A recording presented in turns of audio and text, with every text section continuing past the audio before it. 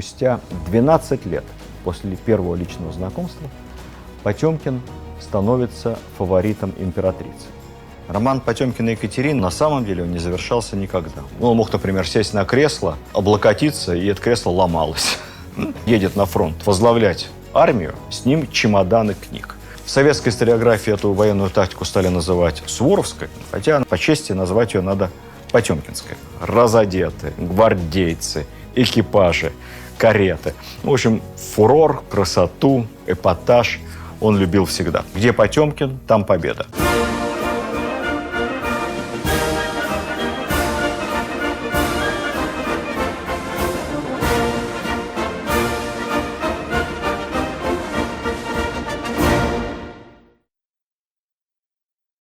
Добрый день, дорогие друзья. Сегодня мы немного отвлечемся от рассказа об императорах и императрицах и поговорим о одном из ярчайших деятелей XVII века и вообще, наверное, всей нашей отечественной истории. Человеке крайне необычном, интересном, противоречивом, одаренном, достигшем немыслимых высот, сложной необычной судьбы.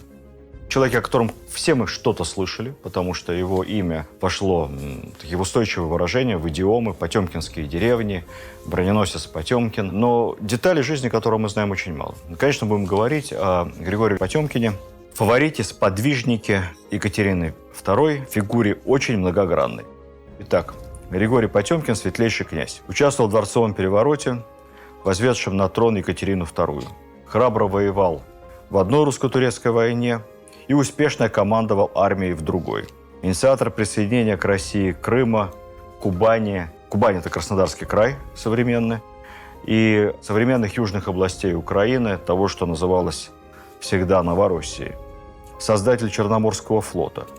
Наряду с Суворовым и Румянцевым один из лучших полководцев Золотого века Екатерины. Кстати, последняя ипостась, увы, незаслуженно забыта. И все это за очень короткую жизнь. Все это за 50 с небольшим лет. Монументальная фигура отечественной истории.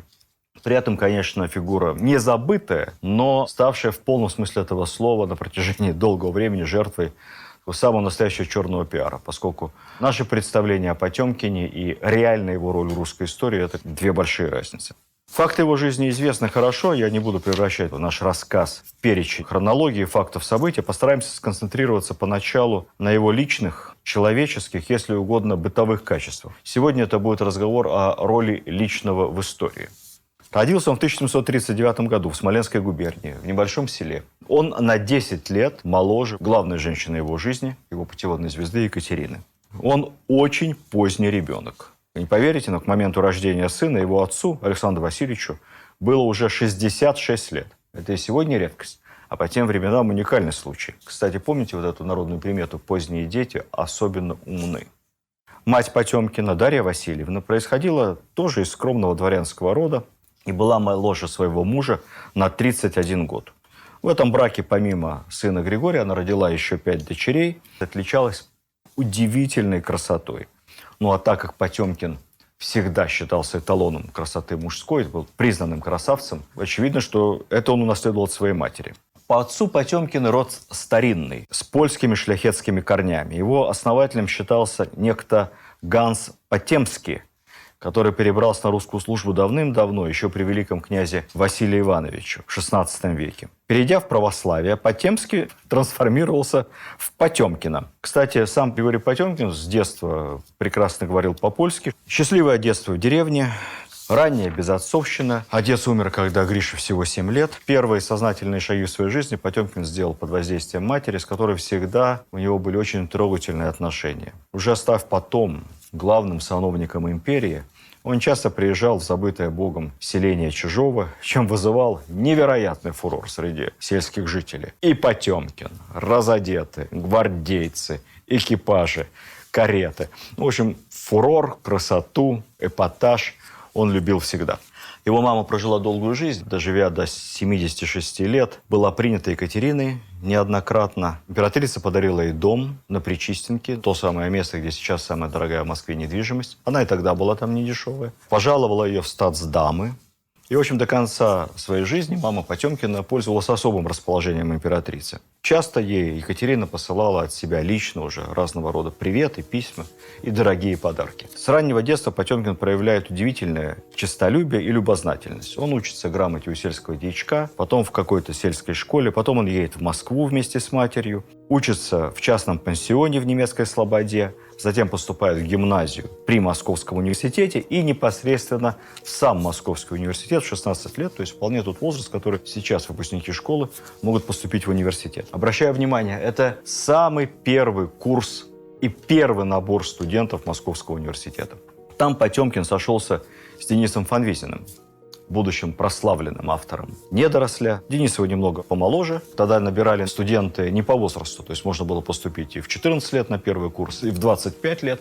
Ну вот что интересно, Потемкин, несмотря на всю свою невероятную карьеру, так до конца жизни остался с Денисом Фанвизиным друзьями. И вообще отмечу, Потемкин умел дружить и умел сохранять дружбу. Потемкин, будучи молодым офицером в Петербурге, все время жил в долг, денег ему не хватало. Ну так в долг жили и все. И многие небогатые офицеры, они кредитовались, покупая себе какие-то товары, они все время брали товар в кредит. Ну, гвардеец, он обычно отдает деньги, поэтому этот кредит ему активно отпускали. И вот недалеко от конногвардейского полка находилась лавка некого торговца по фамилии Яковкин. Вот Яковкин давал в долг, потом запутался, потом сам стал брать товар в долг. В общем, обанкротился. А векселей, подписанных бумагами, у него не было. И его заподозрили не без оснований. Заподозрили, как бы сейчас сказали, в умышленном банкротстве. В мнимом умышленном банкротстве. Был суд.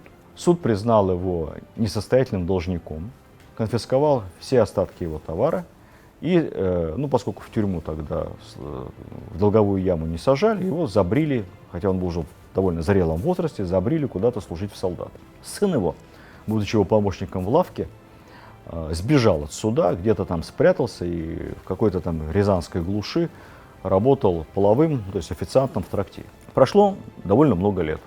Поручик Потемкин стал вельможей номер 1. И вот как-то раз кто-то из потемкинских офицеров в этом трактире в Рязанской губернии побеседовал о чем-то с расторопным молодым человеком, сыном этого самого Яковкина.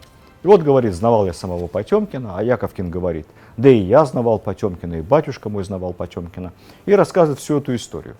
Не забыв сказать о том, что среди должников, точнее говоря, его отца, который сейчас где-то служит солдатом, был в том числе и сам светлейший князь Потемкин. Ну, кто об этом сейчас вспомнит? Офицер порекомендовал ему не забывать эту историю, собрать все имеющиеся финансы и ехать прямиком в Херсон, где находилась ставка Потемкина. И попытаться эту историю Потемкину рассказать. Может быть, князь вспомнит, хотя прошло уже много лет, своего лавочника, у которого он одалживался, и чем-то юноше поможет.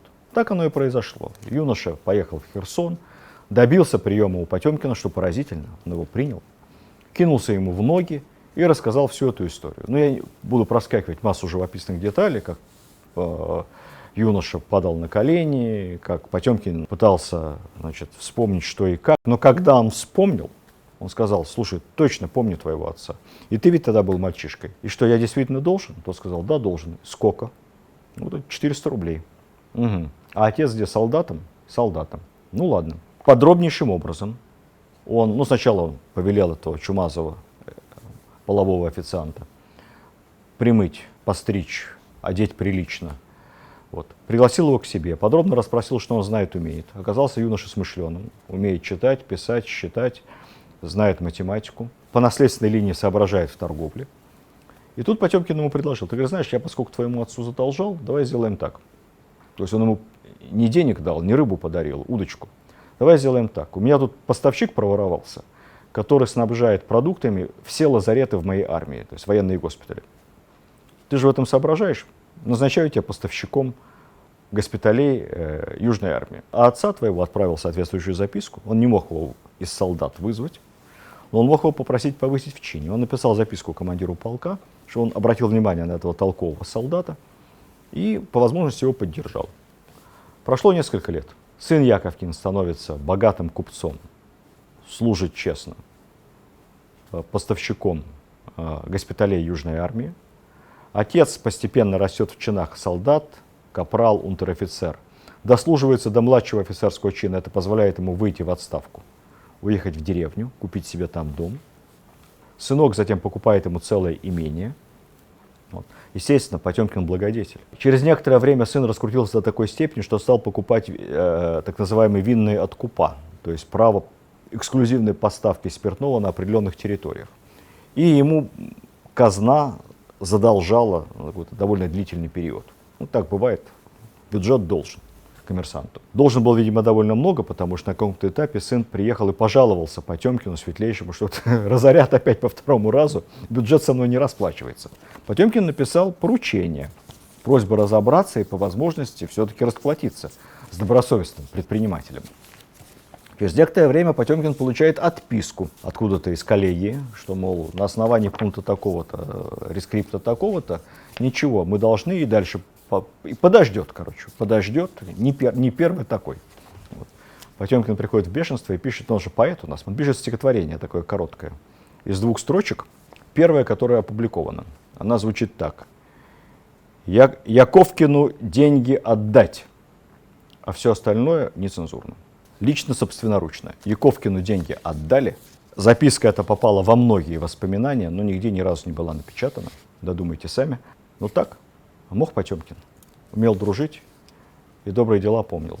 В университете Потемкин демонстрирует удивительнейшие совершенно способности к гуманитарным наукам. Он прекрасно учит латинский, греческий язык, богословие, философию, великолепно знает немецкий. Он увлекался поэзией. Кстати, писал довольно неплохие стихи, которым сам, что редкость для поэтов, был весьма самокритичен. Через год обучения за успехи в науках Потемкин удостоен золотой медали. А еще через год в числе 12 лучших студентов прибывает в Санкт-Петербург по приглашению того самого покровителя наук, о котором мы говорили с вами в прошлых лекциях, елизаветинского фаворита и шефа Московского университета Ивана Шувалова. Иван Шувалов представляет его самой императрице Елизавете. Вот тут интересно, что одновременно с поступлением в университет Потемкина записывают и в лейб-гвардии конный полк, рейтаром. Рейтар – это рыцарь, по-нашему. Рыцарь, ну, то есть, как бы сейчас сказали, конник, буденовец. Не офицерская, солдатская должность в хорошем гвардейском полку. Чтобы попасть туда, Потемкину пришлось его маме включить все свои связи. И вот он числится в рейтарском полку в 16, 17, 18 лет, а учится при этом в Москве в университете. Шувалов при этом, побеседовав с Потемкиным, был настолько поражен его знанием греческого языка и вопросов богословия, что произвел Потемкина сразу в следующий чин. То есть он там стал как бы не рядовым конником. Это вообще редко. Это было послужить несколько лет было. А для студента-второкурсника случай уникальный. В годы обучения Потемкин пристрастился к чтению.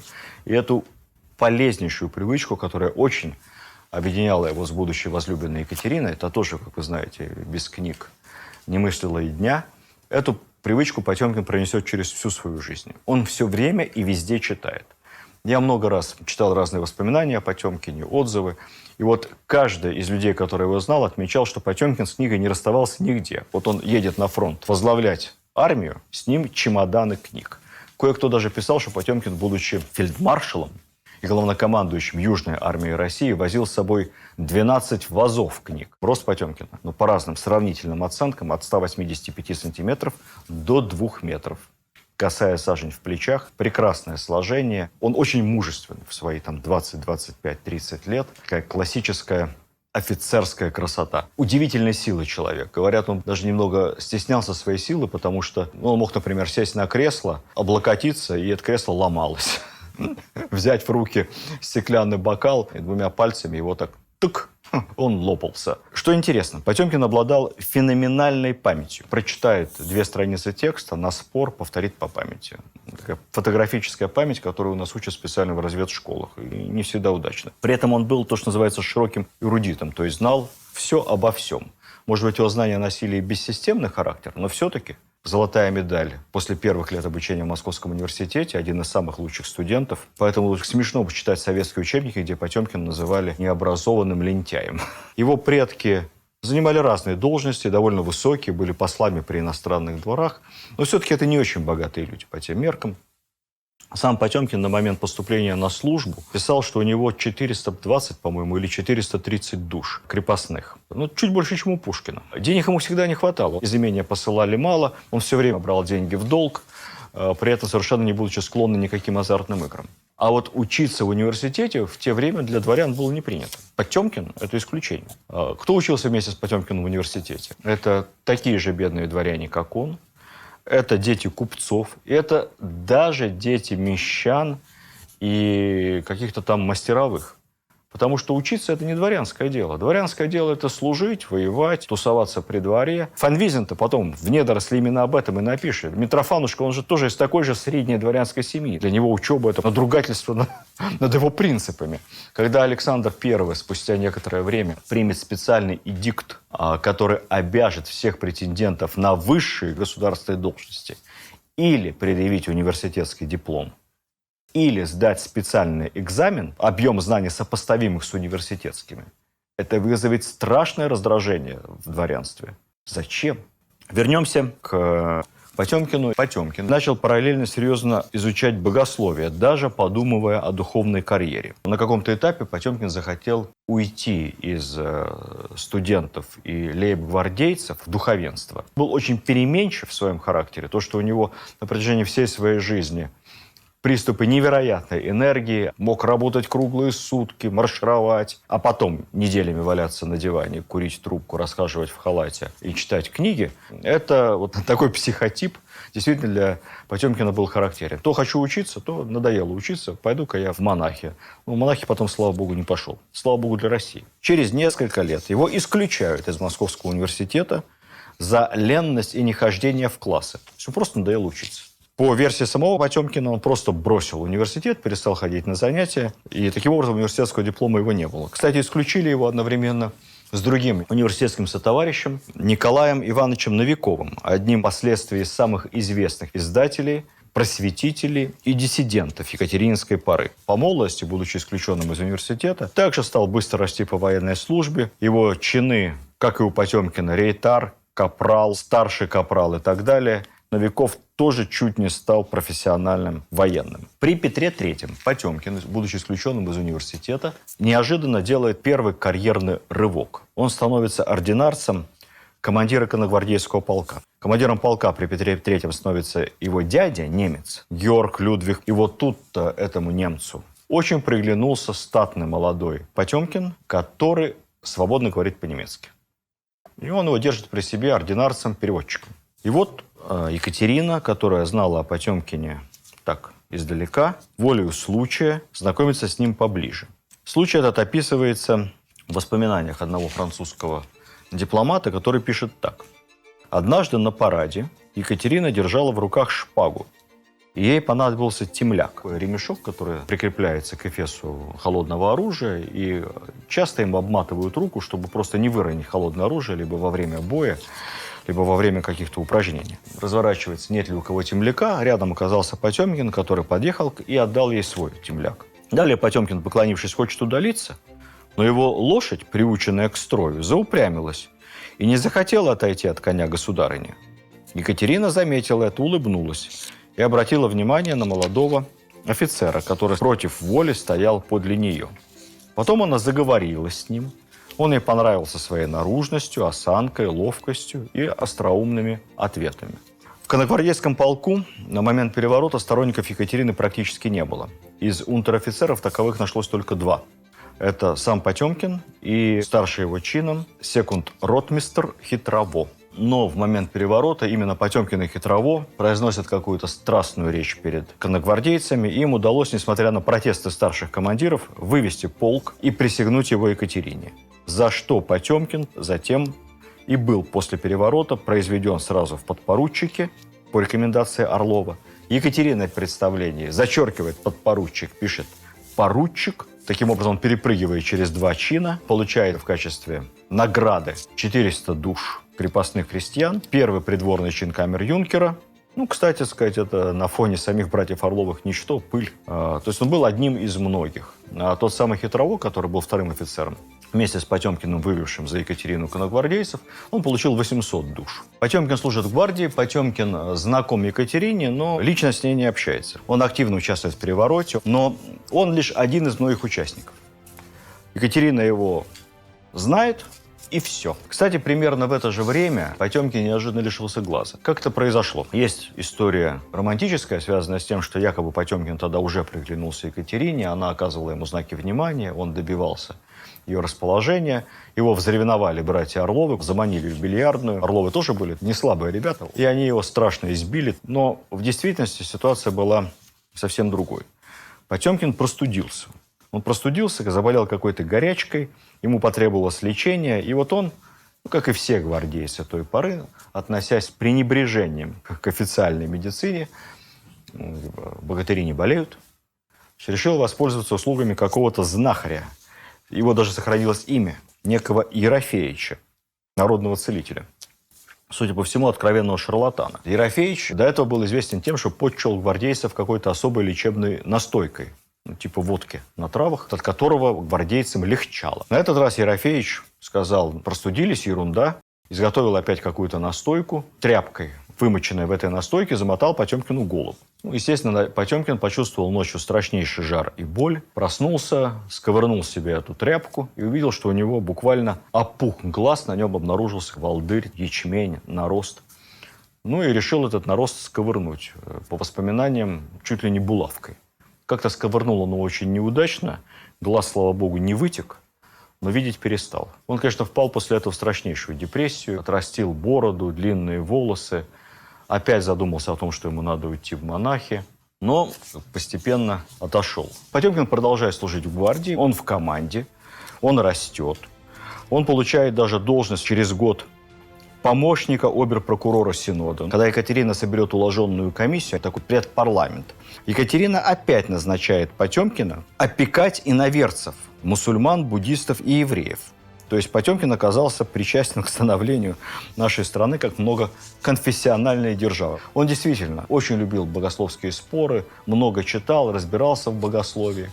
И, видимо, эту его черту Екатерина заметила. Время течет, взрывной карьеры у Потемкина нет. 1768 год, Потемкину 29 лет, и он записывается добровольцем, как тогда называли, волонтиром, на русско-турецкую войну. Записывается в чине поручика, старшего лейтенанта гвардии. Вряд ли вообще Екатерина обращала на него тогда особое внимание. Потом, через несколько лет, она разрешила ему писать ей напрямую. Постепенно, через письма, Потемкин и обаял Екатерину в эпистолярном жанре. Потемкин много участвует в боях, причем в самых ключевых эпизодах кампании. Он отбивал атаку на Факшаны, он сражался с турками на реке Ларго, он сам командует крупными воинскими подразделениями. Например, один только эпизод расскажу вам. Январь 1770 года, Потемкину 31 год, он командует бригадой. 2500 солдат, артиллеристов и казаков, которая напарывается на значительно превосходящий численно отряд турок. Местность неудобная, сильно пересеченная. Что делать в такой ситуации? Устав предписывает построиться в несколько линий и отстреливаться. Потемкин прекрасно понимает, что его обойдут с флангов, у турок хорошая конница, просто возьмут в кольцо и порубят. Второй вариант – встать в каре с четырехугольником, поместить внутрь пехоты обоз, поместить внутрь пехоты всю имеющуюся кавалерию, потому что ее мало. Помещая ее внутрь, мы автоматически теряем преимущество кавалерии. И как-то там пытаться отбиваться от турецкой конницы до тех пор, пока она не устанет. Потемкин действует вопреки уставу. Потемкин действует неожиданно. Потемкин действует так, как действовали римские полководцы. Может быть, его спасло здесь хорошее знание древней истории, увлечение военной историей. Учите военную историю, друзья мои. И он вспоминает манипулярный римский строй, когда легион, разбитый на когорты, выстраивал не одно каре, а множество малых каре. Тогда это было на расстоянии устной команды, что можно было прокричать, либо дать знак на перестроение. Выстраивались разные квадраты-манипулы. Искусство полководца было манипулировать, то есть управлять движением этих манипул в зависимости от изменяющейся ситуации на поле боя. Потемкин на этой сложной пересеченной местности выстраивает несколько батальонных каре, выстраивает их на расстоянии выстрела эффективного одно от другого. Турки не понимают, что им надо делать. Они атакуют, они просачиваются между этими каре, попадают все время под перекрестный огонь. Каждое из этих каре очень компактное и неприступное. Оно передвигается, оно маневрирует. 8 раз Потемкин выдерживал атаки турок и с помощью такой маневренной и встречной обороны перешел потом в контрнаступление и полностью разбил турецкое войско. Эту идею оценил командующий армией Петр Румянцев, который впоследствии уже всеми силами своей армии, 30 тысяч человек, атаковал многократно превосходящую армию великого визиря, используя тот самый метод Потемкина. Только он выстраивал каре не батальонные, а более крупные каре. Впоследствии эта тактика, то есть тактика мобильных перестроений в атаке и в обороне, мобильных подвижных перестроений, которая в русской армии вытеснила традиционный линейный строй, стала повседневной практикой русской армии. Эта тактика и позволила ей одерживать многочисленные победы, уже обеспечивая слаженность между вот этими крупными подразделениями, будь то батальоны, либо бригады. В советской историографии эту военную тактику стали называть суворовской, хотя на самом деле первый ее применил Потемкин. И по чести назвать ее надо потемкинской. Час Потемкина пробьет после отставки Григория Орлова. Это произойдет через несколько лет. Потемкину будет 34 года, Екатерина на 10 лет его старше. Но он на самом деле искренне восхищался и как императрица, и как женщиной. Они находятся в переписке. Екатерина разрешит ему писать ей напрямую, и Потемкин будет буквально обволакивать ее своими письмами, как человек умный, изящный, остроумный. Его письма будут забавлять Екатерину. Она приглашает его в Петербург из армии. Есть даже историческая притча, что, приехав в Петербург, Потемкин шел по парадной лестнице Зимнего дворца и столкнулся там нос к носу с бывшим фаворитом, еще недавно всесильным Григорием Орловым. «Что нового в столице?» – якобы спросил Орлова Потемкин. «Да так, я спускаюсь, ты поднимаешься», будто бы ответил Орлов. Но еще раз я подчеркну, дело не только в приятной внешности, даже не только в уме и образованности Потемкина. А современники отмечали, что он был необычайно приятным в общении с человеком. Отличался редкостным остроумием, умением заставить улыбнуться и развеселить любую компанию. Это качество всегда во все времена приветствовалось правителями, которым надоедало, что их подданные в их присутствии излишне скованы. Собственно, любовные отношения Потемкина и Екатерины продолжались недолго, всего 2,5 года. Одни тоже отнюдь не были идиллическими. Как вспоминали, они часто бурно ссорились, потом также бурно мирились, но все-таки они оба были большими личностями. Впоследствии Потемкин поступил хитро, понимая, что он не может вечно быть при Екатерине, понимая, что он не может все время рассчитывать на ее благосклонность.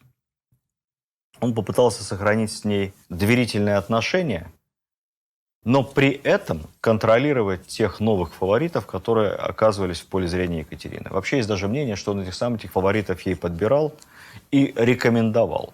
Соответственно, они были всем ему обязаны. Он был уверен в том, что они будут его слушаться. Екатерина тоже понимала, что эти фавориты всем обязаны Потемкину, это ее очень устраивало.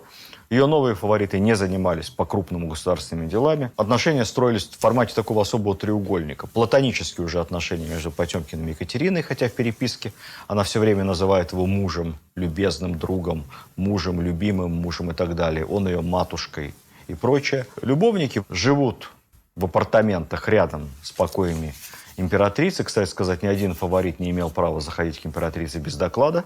Без доклада к ней заходил только Потемкин, который, когда приезжал с фронта, с Крыма, с Молдавии, он селился где-то рядом с апартаментами императрицы. Екатерина находится со своим очередным фаворитом. Раз, дверь распахивает, заходит Потемкин. Говорит: матушка, срочно служебное дело. Фаворит отправляется в приемную подождать, пока сильно бывший фаворит Потемкин с императрицей решает какие-то важные задачи. Он решал эти задачи, говорит: заходи обратно, я поехал. Вплоть до самой смерти Потемкина. Они обменивались постоянно письмами. Они сохраняли взаимное уважение и самую искреннюю дружескую привязанность. По поводу их тайного брака. Есть свидетельства о том, что это бракосочетание действительно состоялось. То ли в 1974, то ли в 1775 году. Даже есть указания на то, в какой церкви. Есть новая церковь, построенная на том же самом месте, в центре Москвы, на Никитском бульваре. Роман Потемкина и Екатерины как будто бы закончился. Но на самом деле он не завершался никогда. Могли влюбляться, могли заводить себе любовников и любовниц, но их отношения между собой оставались для них важнее всего. С некоторой долей вероятности у Екатерины Потемкина была дочь, хотя эта версия и оспаривается некоторыми историками. Звали ее Елизавета Григорьевна Тёмкина, а раньше было правило у незаконных бастардов обрезать начало фамилии. То есть Тёмкина – это Потемкина без первых двух букв. Она родилась в июле 1775 года. По времени очень подходит. Именно в это время, по официальной версии, у Екатерины якобы случилось страшное расстройство желудка из-за немытых фруктов, вследствие чего она несколько дней не появлялась на людях. Есть известный портрет Владимира Боровиковского, где Елизавете Тёмкиной 22 года.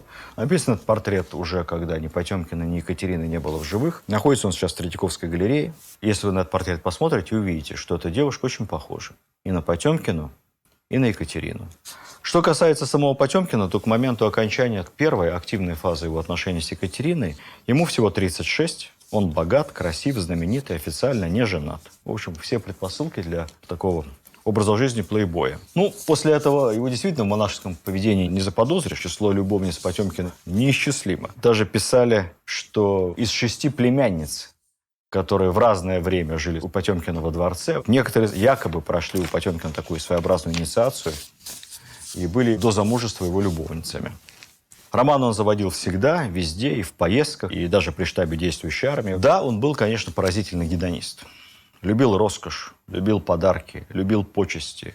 Получал от Екатерины колоссальные суммы в бесконтрольное распоряжение, но при этом также свободно их тратил, оплачивал чужие долги, оплачивал из своего кармана содержание армии, раздавал деньги офицерам, платил огромное количество пособий.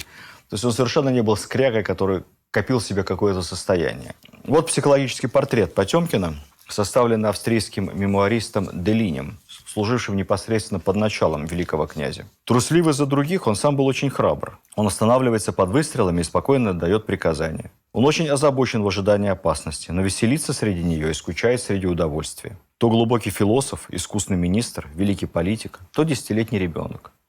Он не мстителен, он извиняется в причиненном горе. Он старается исправить несправедливость.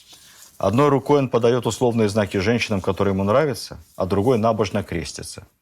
С генералами он говорит о богословии, с архиереями о войне. Он легко переносит жару, вечно толкуя о прохладительных ваннах, и обожает морозы, вечно кутаясь в шубы. В военных походах с ним всегда ездили богословы, причем самых разных конфессий. Это могли быть и православные батюшки, католические священники, раввины иудейские. И вот Потемкин любил на привале собрать богословов, а он, куря трубку, их слушал, сталкивал между собой. Получал от этого огромное, как бы сейчас сказали, интеллектуальное удовольствие. Такой вот был необычный человек. Дитя своего времени, подверженный излишествам, порокам, идеализировать мы его не будем. Но он точно не был таким самодуром, который стали изображать позже. Это был человек такого большого русского размаха. Итак, только в 1774 году, после окончательной отставки Григория Орлова, то есть спустя 12 лет после первого личного знакомства, Потемкин становится фаворитом императрицы. Потемкину на этот момент 35 лет, Екатерине 45. Начинается его невероятная карьера, звания с быстротой сменяют одно другое. Он становится подполковником Преображенского полка, вице-президентом военной коллегии, то есть там замминистра обороны, членом Государственного совета, графом. И постепенно, по донесению прусского посланника, превращается в самое влиятельное лицо в России. Что делает Потемкин, получив власть и влияние? Не собирает богатств. Он разворачивает невероятную государственную деятельность. Он участвует в ликвидации Запорожской сечи на Украине. Он становится генерал-губернатором Новороссийским, Азовским и Астраханским. Он начинает масштабную военную реформу. Об этом можно говорить много. Я обращу внимание только на основные эпизоды этой военной реформы. Первое – это решительный отказ от традиции военной муштры. Потемкин крайне не приветствует применение любого физического насилия по отношению к солдату. Считает, что солдат надо беречь, хорошо кормить, хорошо лечить. Он продвигает офицеров, которые заботятся о солдатах. Он жестоко наказывает офицеров, которые не заботятся о солдатах. Это абсолютно суворовский стиль управления войсками. Суворов, кстати сказать, правая рука Потемкина, его выдвиженец. Потемкин заботится о питании солдат, Потемкин строит лучшую на тот момент систему военных госпиталей. Потемкинской армии самые низкие по тем временам санитарные потери. Очень много раненых выздоравливает и возвращается в строй.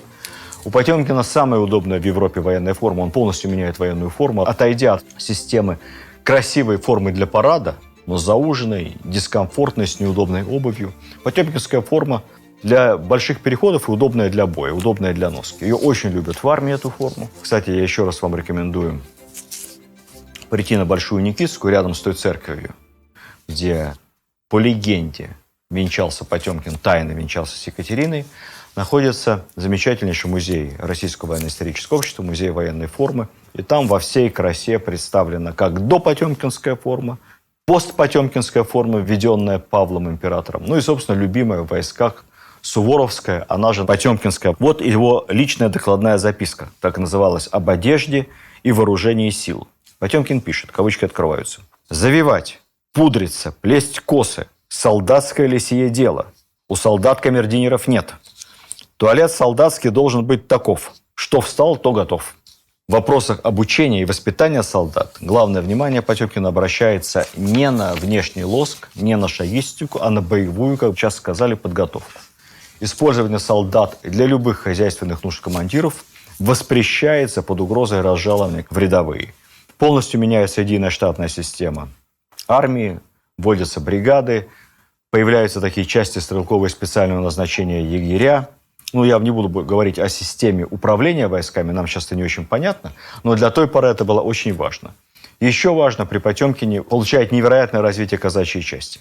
Казаки становятся важным элементом русской армии. И, кстати, во многом это обеспечит потом будущие победы в войне 812 года. В 1787 году разразилась очередная, не первая, не последняя русско-турецкая война. На этот раз Потемкин командует всеми вооруженными силами Юга России, как потом генерал Деникин, правда, гораздо успешнее. Он заботится о снабжении, он обеспечивает коммуникации, он отвечает за действия флота, он ведет дипломатические переговоры. В общем, где Потемкин, на самом деле там победа. Потемкин основывает город Николаев в честь покровителя мореплавателя Николая Чудотворца. Он берет крепость Гаджибей, будущую Одессу, и превращает ее в процветающий город. Ведет в самую победоносную русско-турецкую войну, начиная с 1979 года под непосредственным руководством, по инициативе, там, в режиме буквально ручного управления со стороны Потемкина, строится знаменитый Черноморский флот. Вообще построить Черноморский флот на юге России, где нет леса, это немыслимое дело. Тут недостаточно приказать и дать денег. Тут надо все это организовать, найти специалистов, найти лес, построить верфи, фактически с нуля создать целую отрасль. Потемкин делает это с невероятным успехом в кратчайший срок. Второй потемкинский выдвиженец адмирал Ушаков – один из лучших флотоводцев в истории России. Построенный буквально за несколько лет флот подчиняется лично Потемкину, и Потемкин даже получает от императрицы право иметь свой личный флотский флаг. Строительство этого флота выводит Россию на уровень сверхдержавы XVIII века. Потемкин не просто присоединяет к России Крым, как мы сейчас думаем. Нет. Он присоединяет к России все южные земли тогдашнего Крымского ханства и немного соседние. А это Приднестровье, если бы не было смерти Потемкина, вся Молдавия. Это южная часть Украины, Херсонская область, Николаевская область. Это территория, которую назовут Новороссией. Это непосредственно Крымский полуостров, это непосредственно Кубань, современный Краснодарский край. Всеми этими территориями Россия обязана Потемкину. Потемкин лелеет грандиозный замысел. Он убеждает императрицу в возможности греческого проекта, в возможности освободить Константинополь, создать империю на двух ногах – Петербург и Константинополь. По сути, Россия, как Третий Рим, поглотит в себя и Рим II и станет величайшей державой всех времен и народов. Я читал у Акунина описание этого периода. Здесь в нем больше говорит не историк, а диссидентствующий политик. Он так и при присоединении Крыма, так, с ехидцей. А вот по поводу планов Потемкина на Константинополь называет это просто откровенно абсолютным политическим безумием. Это не так. том контексте, в той политической обстановке это было абсолютно реально. С учетом французской революции, которая сильно отвлекла европейские державы от состояния дел вокруг России и на Балканах, у России были на тот момент все шансы продвинуться от Молдавии южнее, освободить территории южных славян. Не зря ведь Екатерина назовет одного внука Александром, предрекая ему править в честь Александра Македонского Петербургом, а второй Константином, предполагая, что он будет править Константинополем. Я уверен, останься жив Потемкин и останься жива Екатерина, эти планы воплотились бы в жизнь. И опять же, это в тот момент совершенно не было безумием. Потемкин присоединяет все эти земли практически без войны. Да, он воюет с Турцией, но нет никакого сопротивления на этих территориях. Более того, присоединение Крыма потом акцептуется всеми европейскими державами, и Турцией в том числе. Это дипломатический дар Потемкина. Потемкин организует невероятное благоустройство присоединенных территорий. Заброшенные земли распахиваются, переселяется огромное количество крестьян. Только в Крым с территории России переехало, задумайтесь над цифрой, 800 тысяч человек. Сейчас все население Крыма 2 миллиона. При Потемкине 800 тысяч русских, татар из центральных областей, немцев, евреев со всем своим хозяйством, с телегами, с орудиями производства получали участки под сельское хозяйство, получали торговые возможности, получали работу, государственные заказы и осваивали эти земли Крыма и южных степей Украины. Количество городов, основанных и построенных Потемкиным, не поддается учету. Ну, возьмите тот же Севастополь, где на протяжении уже долгого времени почему-то не могут поставить памятник Потемкину. Кстати, вот не зря я об этом вспомнил, надо будет этим заняться в ближайшее время. Севастополь, место выбрано Суворовым. Именно он, будучи сухопутным полководцем, увидел эту фантастическую бухту. Он рассказал о ней Потемкину. Потемкин приехал, моментально оценив уникальность этого места, защищенность его для военного флота, принимает решение о строительстве здесь военно-морской базы и города. Мы всем обязаны Потемкину. Помимо Севастополя и Николаева, это Херсон, это современный Днепропетровск, то есть, простите, Днепр теперь, и многие-многие другие города и населенные пункты. В 1787 году императрица решает сама убедиться в том, как благоустраиваются земли, присоединенные Потемкиным, и предпринимает свое знаменитое путешествие в Крым. Она остается под огромным впечатлением от увиденного. Ее поражает крепость в Херсоне, но самое невероятное впечатление на нее производит демонстрация Потемкиным построенного Черноморского флота.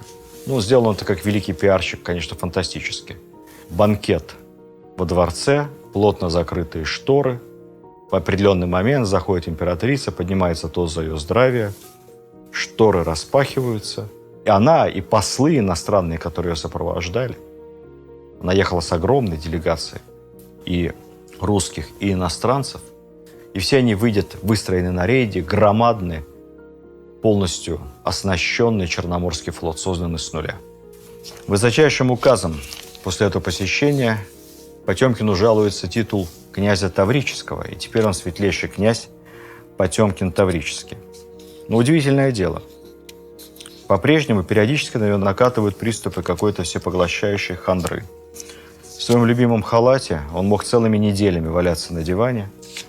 Он отказывается от любой еды, поглощает лишь свои любимые кислые щи, закусывая репкой. Потемкин просто не знает, чем ему заняться. Добро на поход на Константинополь не получено, королевство маловато, заняться нечем. В последние годы своей жизни Потемкин переместился в Яссы и стал фактически, помимо всего прочего, еще и правителем Молдавии, которая была на тот момент занята русскими войсками. Он в расцвете сил, ему 50 лет. Он создал в Молдавии целый княжеский двор. Туда приезжают художники. Потемкин меценат. Поддерживает и развивает молдавскую культуру. Его очень любит местное население. Оно поддерживает русскую армию. Потемкин создает из молдавских добровольцев целую дивизию. 10 тысяч человек, которые сформированы в отдельный корпус. Он создает отделение Русской Православной Церкви в Молдавии.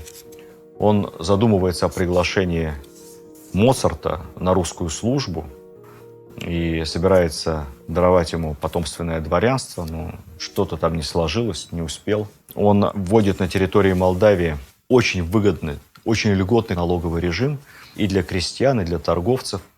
И поэтому жители буквально тысячами бегут на русскую территорию и со стороны Турции, и особенно со стороны Австрии, переселяясь с семьями сюда, потому что жить в России не только удобно, безопасно, жить в России еще и очень выгодно. В конце 80-х годов Потемкин в зените своего могущества.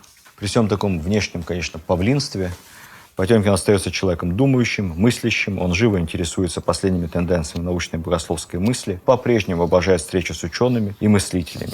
Отдельного разговора заслуживают отношения Потемкина с Александром Суворовым. Потемкин чрезвычайно оценил Суворова за военный талант и полностью разделял его внимательное отношение к русским солдатам. Суворов был почти на 10 лет старше, но Потемкин, конечно, многократным был старше его по должностям и по статусу. Их отношения были такими трогательно дружескими. И они даже друг друга постоянно подкалывали, как бы сейчас говорили. Например, известно, что Суворов был очень набожным человеком и очень строго постился всегда. И вот когда во время обедов Суворов постоянно говорил: я мясо не ем, я того не ем, я молока не пью, только рыбки чуть-чуть. И Потемкин говорил: граф Суворов хочет въехать в рай верхом на осетре. Последние годы их отношения немного испортились, но не из-за того, что они чем-то друг друга не возлюбили. У Екатерины появился новый фаворит. Это был ее последний, самый неудачный из всех ее фаворитов, молодой офицер Платон Зубов. Он был единственный, кто не был рекомендован Потемкиным. Человек крайне низких человеческих качеств, невысокого ума, надменный, хвастун, красавец. При всем при этом Екатерина испытывала к нему какую-то трогательную, прямо материнскую слабость. Надо понимать, что Екатерине в это время сильно за 60, а Платону Зубову слегка за 20. Он ей, в общем-то, не то чтобы в дети, а во внуки годится. Влияние его было на императрицу невероятно.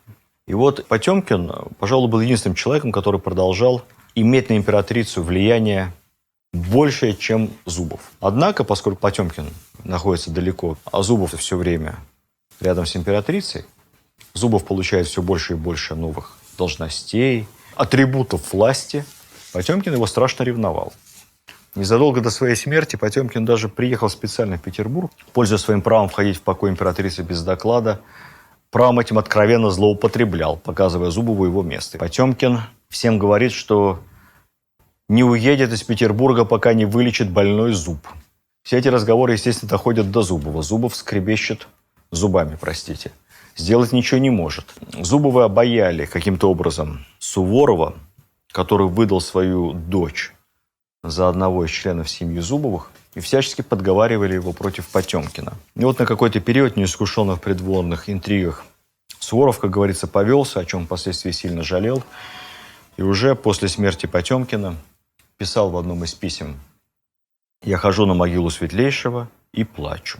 В конце концов, Потемкин возвращается из Петербурга обратно в свою штаб-квартиру в Яссы, и по дороге ему становится плохо. Он заболевает. Чем он заболевает, непонятно. Говорили о том, что это какой-то странный рецидив какой-то болотной горячки, которую он где-то подцепил на войне в молодости. Говорили о том, что его отравили в Петербурге Зубовы. Но это был очень странный яд, который постепенно разрушал организм в течение нескольких месяцев. Он все время болея, едет в Яссы. Его смотрят лучшие доктора.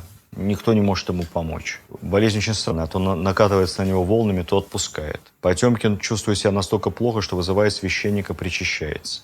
Потом ему опять становится легче. В конце концов он говорит: я поеду в Николаев. Незадолго перед этим, когда он еще чувствовал себя немного получше, он поехал на похороны своего друга, тоже внезапно умершего от какой-то болезни. Он очень расстроен и долгое время стоял на отпевании в церкви, молился. Потом вышел такой рассеянный, сел на бричку, приказал ехать. Он перепутал. Он сел на ту бричку, на которую должны были поместить гроб покойного. Потемкин был страшно суеверен, несмотря на все свои особые интеллектуальные способности, но это часто так бывает у образованных людей. И он сказал: это все, я скоро умру. По пути в Николаев ему становится совсем худо. Он просит вынуть его из кареты, попросил положить его на землю. Там как-то спешно расстелили какой-то ковер, какое-то одеяло. Он лег на землю, закрыл глаза и умер. Самый могущественный и влиятельный человек после императрицы умер как простой солдат, лежа на земле. Его похоронили в Херсоне, в церкви. Тело сначала забальзамировали, потом по приказу Павла I предали земле.